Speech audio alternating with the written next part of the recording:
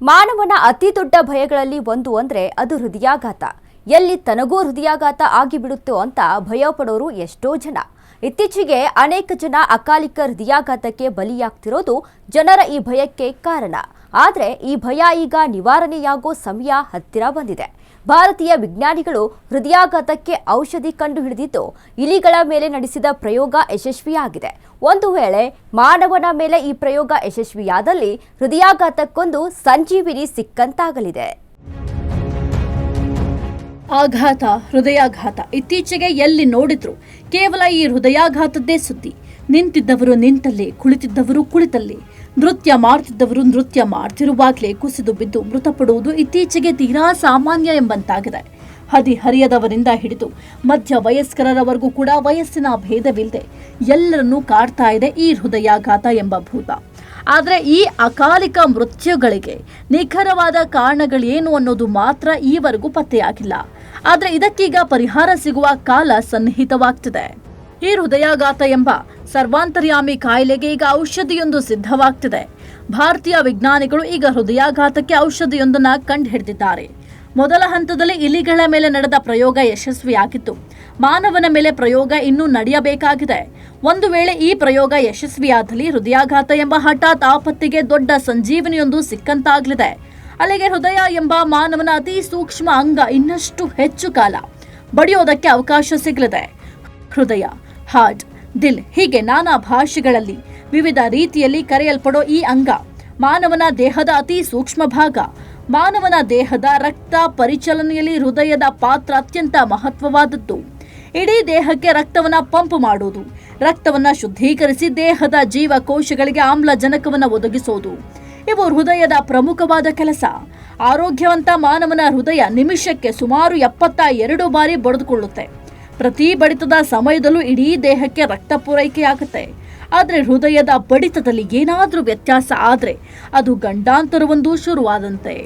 ಆರೋಗ್ಯವಂತ ಮನುಷ್ಯನ ಹೃದಯದ ಬಡಿತದಲ್ಲಿ ಯಾವುದೇ ವ್ಯತ್ಯಾಸವಾದಲ್ಲಿ ಅದು ಅಪಾಯಕ್ಕೆ ಆಹ್ವಾನ ನೀಡಿದಂತೆಯೇ ಲೆಕ್ಕ. ಹೃದಯ ಏನಾದರೂ ಹಾನಿಗೊಳಗಾದಲ್ಲಿ ಅದು ದೇಹದ ಇತರ ಭಾಗಗಳ ಮೇಲೂ ಗಂಭೀರ ಪರಿಣಾಮ ಬೀರುತ್ತೆ. ಇನ್ನು ದೇಹದ ಕಾರ್ಯನಿರ್ವಹಣೆಯಲ್ಲಿ ವ್ಯತ್ಯಾಸ ಉಂಟಾಗಿ ವಿವಿಧ ಸಮಸ್ಯೆಗಳು ಸೃಷ್ಟಿಯಾಗುತ್ತೆ. ದುರಾದೃಷ್ಟವಶಾತ್ ಈ ಹೃದಯ ತನ್ನ ಬಡಿತವನ್ನೇ ನಿಲ್ಲಿಸಿದ್ರೆ ಅದು ಆ ವ್ಯಕ್ತಿಯ ಅಂತಿಮ ಚರಮ ಗೀತೆಯನ್ನ ಬರೆಯುತ್ತೆ. ಹಾಗಾಗಿ ಹೃದಯದ ನಿಯಮಿತ ತಪಾಸಣೆಯನ್ನ ಮಾಡಿಸೋದು ಅತ್ಯಗತ್ಯ. ಆದರೆ ಹೃದಯಾಘಾತಕ್ಕೆ ಈಗ ಭಾರತೀಯ ವಿಜ್ಞಾನಿಗಳು ಔಷಧಿಯನ್ನ ಕಂಡುಹಿಡಿದಿದ್ದಾರೆ. ಹೃದಯಾಘಾತ ಇದು ಇತ್ತೀಚಿನ ದಿನಗಳಲ್ಲಿ ಸರ್ವೇ ಸಾಮಾನ್ಯ ಎಂಬಂತಾಗಿದೆ. ಚಿಕ್ಕ ವಯಸ್ಸಿನವರಲ್ಲೂ ಕೂಡ ಈಗ ಹೃದಯಾಘಾತದ ಪ್ರಕರಣಗಳು ಜಾಸ್ತಿ ಆಗ್ತಾ ಇದೆ. ಬದಲಾದ ಕಾರ್ಯವಿಧಾನ, ಅತಿ ಒತ್ತಡದ ಜೀವನ ಶೈಲಿ, ಕೆಮಿಕಲ್ ಯುಕ್ತ ಆಹಾರ ಸೇವನೆಯೇ ಹೃದಯಾಘಾತಕ್ಕೆ ಕಾರಣ ಅಂತ ಈ ಮೊದಲು ಹೇಳಲಾಗ್ತಾ ಇತ್ತು. ಆದರೆ ಆರೋಗ್ಯವಂತ ಜೀವನ ಶೈಲಿ ಹೊಂದಿರುವ ಜನರಲ್ಲಿಯೂ ಈಗ ಹೃದಯಾಘಾತದ ಸಮಸ್ಯೆ ಕಾಣಿಸಿಕೊಳ್ತಾ ಇದೆ. ಆರೋಗ್ಯವಂತ ಜೀವನ ಶೈಲಿ ಹೊಂದಿರೋ ಜನರಲ್ಲಿಯೂ ಈಗ ಹೃದಯಾಘಾತದಂತಹ ಸಮಸ್ಯೆ ಕಾಣಿಸಿಕೊಳ್ತಿದೆ. ಆದರೆ ಇದಕ್ಕೀಗ ವಿಜ್ಞಾನಿಗಳು ಔಷಧವೊಂದನ್ನು ಕಂಡುಹಿಡಿದಿದ್ದಾರೆ. ನ್ಯಾನೋಜೈಮ್ ಎಂಬ ಈ ಔಷಧ ಹೃದಯಾಘಾತವನ್ನ ತಡೆಯೋದ್ರಲ್ಲಿ ಪರಿಣಾಮಕಾರಿಯಾಗಿ ಕೆಲಸ ಮಾಡುತ್ತದಂತೆ.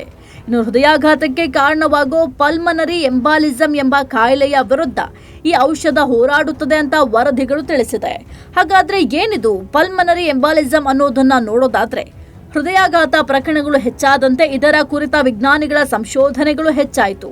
ಹೃದಯಾಘಾತಕ್ಕೆ ಕಾರಣವಾಗುವ ಮೂಲ ಅಂಶ ಯಾವುದು ಎಂಬ ಬಗ್ಗೆ ವಿಜ್ಞಾನಿಗಳು ತಲೆ ಕೆಡಿಸ್ಕೊಂಡಿದ್ರು. ಆದ್ರೀಗ ವಿಜ್ಞಾನಿಗಳ ಈ ಅನುಮಾನಕ್ಕೆ ಉತ್ತರ ಸಿಕ್ಕಿದೆ. ಪಲ್ಮನರಿ ಎಂಬಾಲಿಸಮ್ ಎಂಬ ಕಾಯಿಲೆಯೇ ಹೃದಯಾಘಾತಕ್ಕೆ ಕಾರಣ ಎಂಬ ಅಂಶ ವೈಜ್ಞಾನಿಕ ಸಂಶೋಧನೆಯಲ್ಲಿ ಬಯಲಾಗಿದೆ. ಪಲ್ಮನರಿ ಎಂಬಾಲಿಸಮ್ ಎಂಬ ಕಾಯಿಲೆಯೇ ಹೃದಯಾಘಾತಕ್ಕೆ ಮೂಲ ಕಾರಣ ಎಂಬ ಅಂಶ ವಿಜ್ಞಾನಿಗಳ ಸಂಶೋಧನೆಯಲ್ಲಿ ಬಹಿರಂಗ ಆಗಿದೆ. ಈ ಕಾಯಿಲೆ ಶ್ವಾಸಕೋಶದಲ್ಲಿ ಎಂಬಾಲಿಸಮ್ ಎಂಬ ದ್ರವ್ಯದ ಮೂಲಕ ರಕ್ತ ಹೆಪ್ಪುಗಟ್ಟಲು ಕಾರಣ ಆಗುತ್ತೆ. ಆ ಮೂಲಕ ದೇಹದಲ್ಲಿ ರಕ್ತ ಪರಿಚಲನೆ ಉಂಟಾಗದಂತೆ ಮಾಡಿ ಹೃದಯಾಘಾತಕ್ಕೆ ಕಾರಣವಾಗುತ್ತಂತೆ. ಇದೇ ಸಂದರ್ಭದಲ್ಲಿ ಕೋವಿಡ್ ಸೋಂಕು ತಗುಲಿದ ಅನೇಕರಲ್ಲಿ ಹೃದಯಾಘಾತದ ಪ್ರಕರಣಗಳು ಹೆಚ್ಚಾಗಿದೆ ಅನ್ನೋ ಸಂಗತಿ ಪತ್ತೆಯಾಗಿದೆ. ಹಾಗಾಗಿ ವಿಜ್ಞಾನಿಗಳ ನ್ಯಾನೋಜೈಮ್ ಔಷಧವನ್ನು ಅನೇಕ ರೀತಿಯ ಪ್ರಯೋಗಕ್ಕೆ ಒಳಪಡಿಸಲಾಗ್ತಿದೆ. ಹೃದಯಾಘಾತದ ಕಾರಣಗಳ ಬಗ್ಗೆ ನಿರಂತರವಾಗಿ ವಿಜ್ಞಾನಿಗಳು ಸಂಶೋಧನೆ ನಡೆಸಿದ್ದಾರೆ. 10 ಹಲವು ಔಷಧಗಳನ್ನು ಈ ನಡುವೆ ಕಂಡು ಹಿಡಿಯಲಾಗಿದ್ರು ಅದ್ಯಾವೂ ಸಂಪೂರ್ಣವಾಗಿ ಹೃದಯಾಘಾತವನ್ನು ತಡೆಗಟ್ಟಲು ಸಾಧ್ಯವಾಗ್ತಾ ಇರಲಿಲ್ಲ. ಆದರೆ ಭಾರತೀಯ ವಿಜ್ಞಾನಿಗಳು ಕಂಡು ಹಿಡಿದಿರೋ ನ್ಯಾನೋಜೈಮ್ ಔಷಧ ಹಾರ್ಟ್ ಅಟ್ಯಾಕ್ಗೆ ಸಂಜೀವನಿಯಂತೆ ಕಡಲಸ ಮಾಡಬಹುದು ಎನ್ನಲಾಗ್ತಿದೆ. ಈಗಾಗಲೇ ನ್ಯಾನೋಝೈಮ್ ಮೇಲೆ ಹಲವು ಪ್ರಯೋಗಗಳನ್ನ ಮಾಡಲಾಗಿದ್ದು, ಇಲಿಗಳ ಮೇಲೆ ಈ ನ್ಯಾನೋಝೈಮ್ ಪ್ರಯೋಗ ಸಂಪೂರ್ಣ ಯಶಸ್ವಿಯಾಗಿದೆ. ಯಾವುದೇ ಒಂದು ಹೊಸ ಔಷಧವನ್ನ ವಿಜ್ಞಾನಿಗಳು ಸಂಶೋಧಿಸಿದ್ರೆ ಮೊದಲು ಅದನ್ನ ಪ್ರಾಣಿಗಳ ಮೇಲೆ ಪ್ರಯೋಗ ಮಾಡ್ತಾರೆ. ಕಾರಣ ಆ ಔಷಧಿ ಯಾವ ರೀತಿ ಕೆಲಸ ಮಾಡುತ್ತೆ ಅನ್ನೋದನ್ನ ತಿಳಿದುಕೊಂಡು ಆಮೇಲೆ ಅದನ್ನ ಮನುಷ್ಯರ ಮೇಲೆ ಪ್ರಯೋಗ ಮಾಡ್ತಾರೆ. ಅದೇ ರೀತಿ ಈ ನ್ಯಾನೋಝೈಮ್ ಔಷಧವನ್ನ ಮೊದಲಿಗೆ ಇಲಿಗಳ ಮೇಲೆ ಪ್ರಯೋಗ ಮಾಡಲಾಗಿದೆ. ಈ ಪ್ರಯೋಗದ ಫಲಿತಾಂಶಗಳು ಧನಾತ್ಮಕವಾಗಿದೆ ಅಂತ ವರದಿಗಳು ಹೇಳ್ತಾ ಇದೆ. ಹಾಗಾಗಿ ಈಗ ಮನುಷ್ಯನ ಮೇಲೆ ಈ ನ್ಯಾನೋಝೈಮ್ ಪ್ರಯೋಗಕ್ಕೆ ಸಿದ್ಧತೆ ನಡೆದಿದೆ. ಒಂದು ವೇಳೆ ಮಾನವನ ಮೇಲೆ ಈ ಔಷಧಿಯ ಪ್ರಯೋಗ ಯಶಸ್ವಿಯಾದ್ರೆ ವೈದ್ಯಕೀಯ ಕ್ಷೇತ್ರದಲ್ಲಿ ದೊಡ್ಡ ಕ್ರಾಂತಿಯೇ ನಡೆಯಲಿದೆ.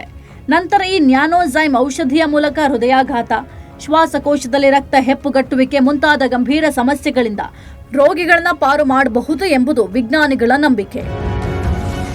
ಇದಾಗಿತ್ತು ಈ ಹೊತ್ತಿನ ವಿಶೇಷ. ನೋಡ್ತಾ ಇರಿ ಅಶ್ವವೇಗ ನ್ಯೂಸ್. ಇದು ಸತ್ಯಾನ್ವೇಷಣೆಯ ಓಟದಲ್ಲಿ.